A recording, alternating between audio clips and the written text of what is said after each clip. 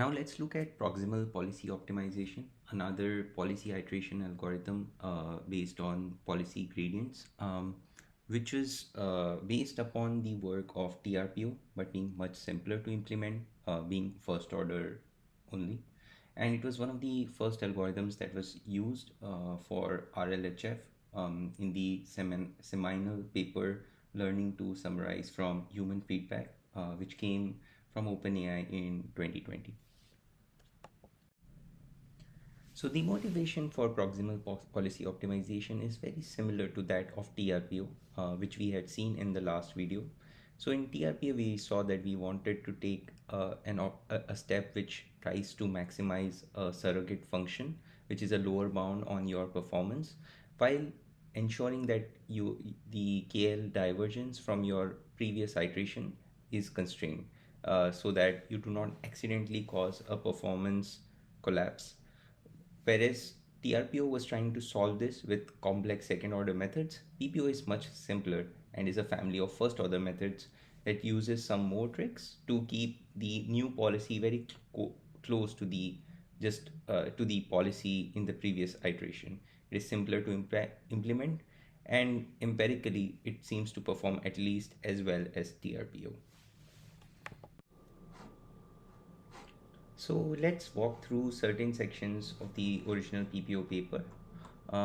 If you recall, in trust region policy optimization, we wanted to uh, have like a policy iteration algorithm where you want at every iteration you want to find like the parameters or basically a new policy such that to maximize a surrogate objective, which is the ratio probabilities of the actions given states for your new policy with respect to the last iteration's policy times an estimate of your advantage, with the constraint that the KL divergence between the two policies is less than equal to delta.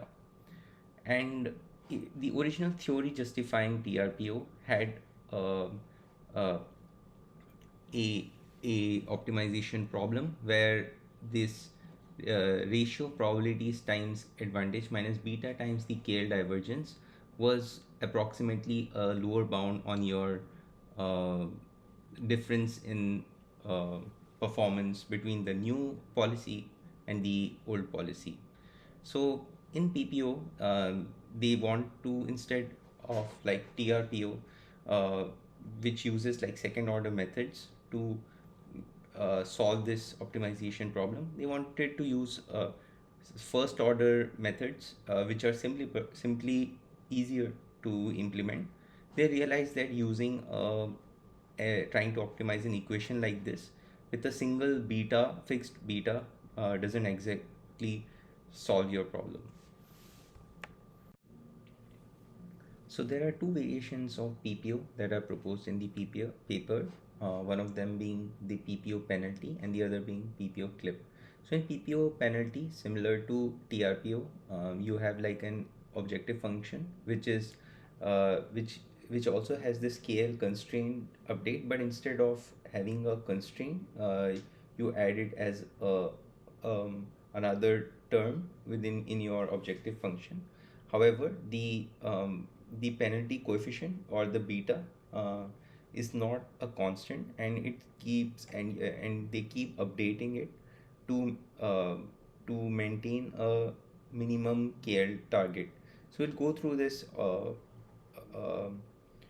algorithm in detail. The other version of PPO is the PPO clip.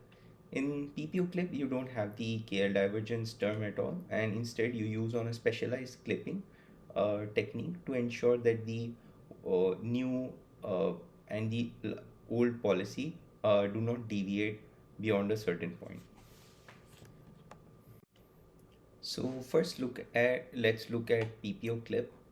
As we recall, the surrogate objective that we had was the expectation of this probability ratio times advantage in TRPO. So similarly in the clipped version of PPO, you have an objective which is a clipped version of the same surrogate function. So it is the minimum of the uh, so here they define the ratio of the two probability uh, distributions, like the new and the last of the new policy and the last policy, as r t theta. So the and the original objective, like the surrogate objective, is this expected rt theta times some estimator of your advantage.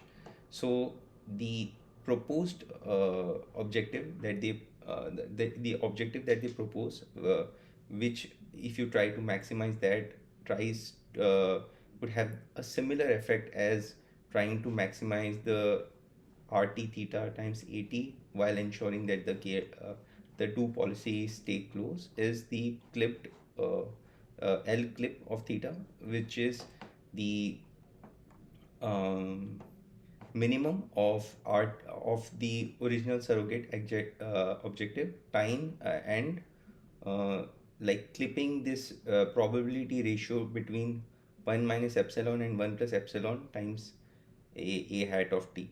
So if you just look at the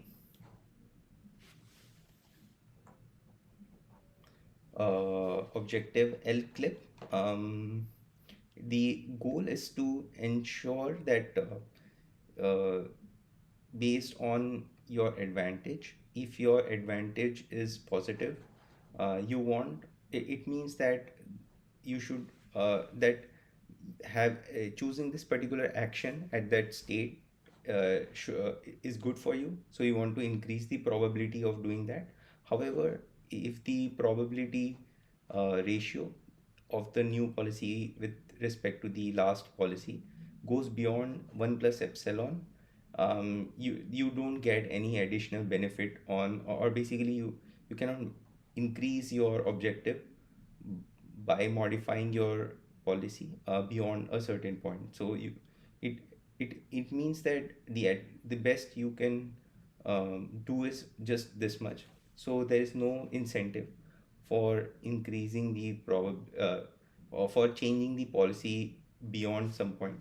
Similarly, if the advantage is negative, if you look at the clip objective, basically if the advantage is negative, it means that um, on average, choosing this particular action at that state is giving you less rewards than what was the um, returns that you get for your last policy. So it means that you want to reduce the probability of choosing that action at that state. So to make that choice, if you would reduce if you would if your new policy would try to change itself to reduce that, you can only change it up to a point where the ratios between that policy and the old policy is 1 minus epsilon. So you cannot reduce the probability of that action beyond a certain point, and still keep improving your objective. So this ensures that if your advantage is positive, your update will try to increase the likelihood of taking that action, but only increase that likelihood to a certain point, ensuring that the ratio in these two, in the new and the old policy probabilities, it does not differ by more than 1 by 1 plus epsilon. And similarly, the advantage is negative, your update will try to reduce the probability of choosing that action at that state. However, um, that reduction would still not be less than a ratio of 1 minus epsilon. Like your new policy probability of choosing that action times the probability of choosing that action from your old policy would not be less than 1 minus epsilon. So this means that similar to your TRP objective, your original surrogate, your clipped surrogate also tries to uh, achieve the same objective while ensuring that the probability ratios are do not go beyond a certain point.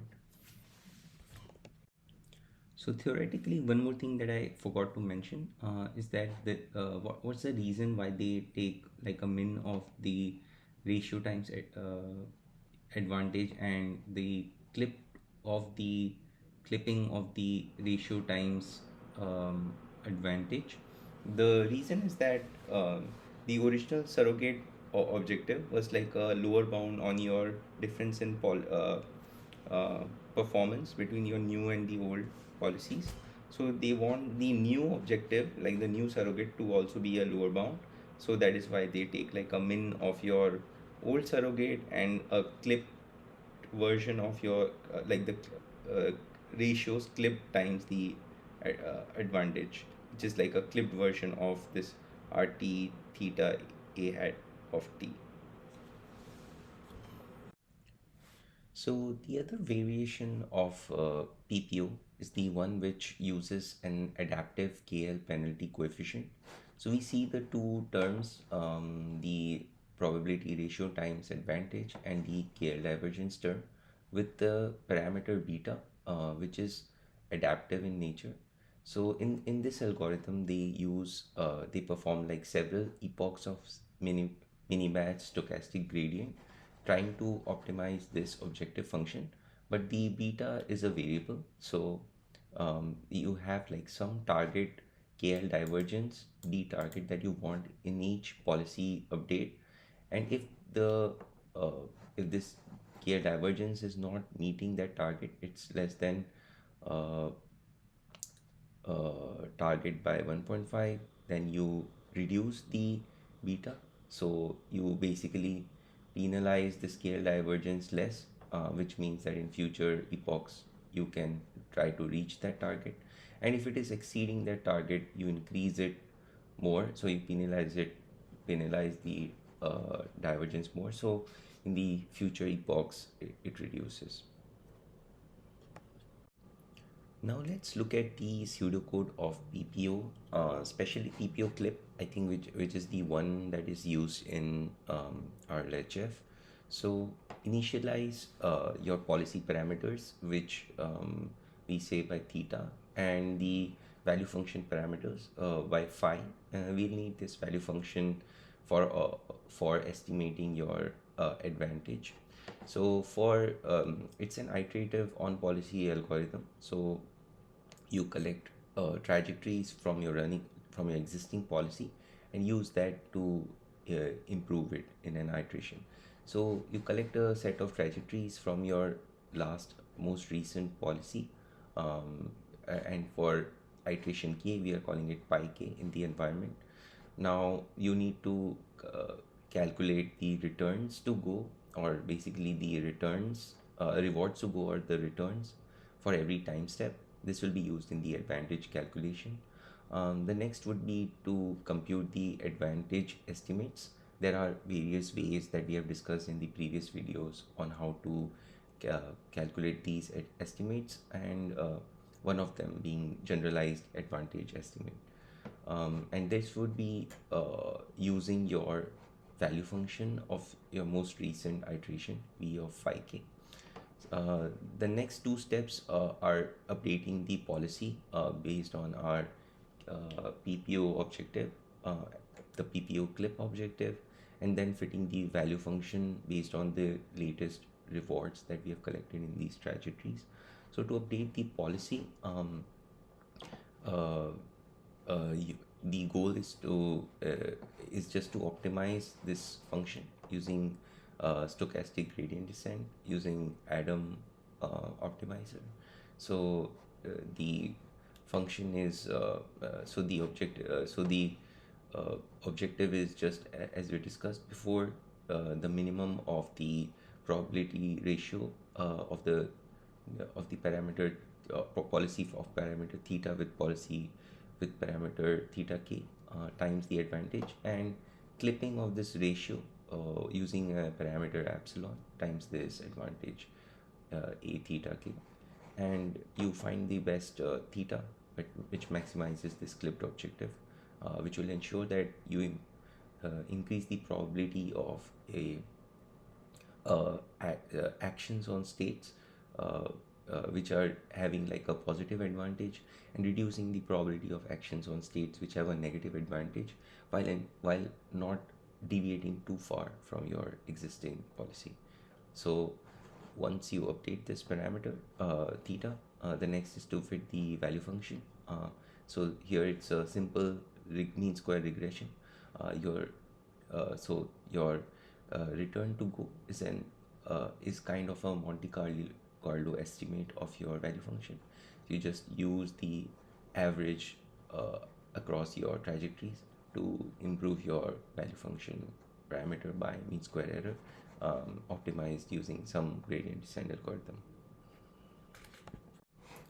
So now let's look at the paper training language models to follow instructions with human feedback. It was a paper, one of the earliest paper in RLHF, published by the OpenAI alignment team in 2022.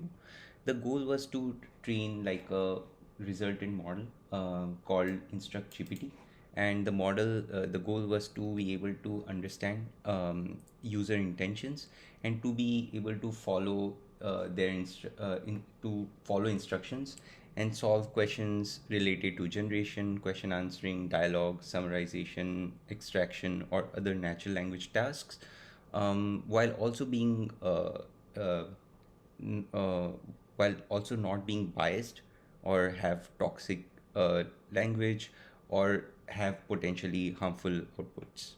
The goal was to be truthful in the response and be as accurate as possible. So this diagram highlights the high-level overview of the process. The process is divided into three steps. The first one is the supervised fine-tuning step, where you collect a demonstration data, like a ground truth data of questions and answers written by human labelers, and that is used to train a model, like fine-tune the GPT-3 model with supervised learning, and you call it as the pi SFT or the SFT model. After that, the goal is to train a reward model, and that reward model would be used to finally optimize the policy using RL. So for the reward model, from your data set, a prompt and several model outputs are sampled, and then the labelers are asked to rank them from best to worst, and that comparison data is used to train a reward model that could give you rewards for completions of your input prompts. Now, this reward model is used as the reward of the environment, and there are more details which we will see in the PPO stage, where you finally train a model using PPO to be trained in such a way that it stays close to the SFT model, while also learning to maximize the rewards on the trained reward model. And this model is like the final model, which we call the InstructGPT. So let's look at the methodology in more detail. So the first stage is the supervised fine-tuning stage. You start with a pre-trained GPT-3 model, which has been trained on a wide variety of internet data, and it is already has a ability to generate like good sense of answers. However, since we want to use it in a setting where you ask it to answer questions based on what users are asking, follow instructions, and not being toxic with its outputs aligned to human preferences. Uh, that's why the rest of the methodology comes across. So the first stage is the supervised fine tuning stage. You fine tune like your GPT-3 on labeler demonstrations data, and it's even if the models overfit after one epoch, they still do that training for more epochs, which helps both the reward modeling and the human preferences. So the second part is reward modeling. You want to train a reward model for your final PPO stage. So for the reward model, they found that using a smaller 6 billion model was better, and probably the higher dimensional model might be overfitting to your rewards, and may not be optimal choice for a reward model. So the goal was to, like, from your training data, have some uh, have some sample prompts, and from that the model was used to generate various responses which the human labelers were asked to rank. So based on among all these sample outputs, you can take KC2 combinations of pairs of responses, and based on human rankings, you could have this train the reward model to uh, maximize the difference in the rewards, where you want the rewards of the more preferred responses to be higher than that of the less preferred responses. So after the reward modeling, the final stage is the RL stage, in which you want to finally align the model to um, to gain as much rewards as it can, and the this is the objective, which consists of, like, the uh, rewards coming from the completions. So now you want to find, like, a policy parameterized by phi, find the best parameters of phi uh, to maximize this objective. So it consists of two parts. Like, one is the RL part, where you want to maximize these rewards. So there are two components of the rewards. Like, if X was your input prompt and Y was your completion, uh, you want to maximize the reward coming from your reward model. And the second reward, they add a KL penalty uh, term in the reward as well. So for every token, yeah, it's like a token level reward. So you want your RL policy to not drift a lot from your SFT model, because you don't want to lose your pre-training knowledge as well. So um, it's like a beta times log ratio of the pi RL with pi SFT. So this is the reward that you want to maximize, and you train this using PPO, which is like PPO clipped.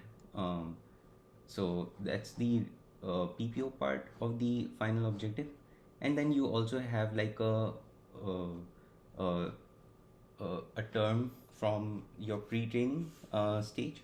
So you also sample examples from your pre-training data, and just do a simple uh, SFT on it.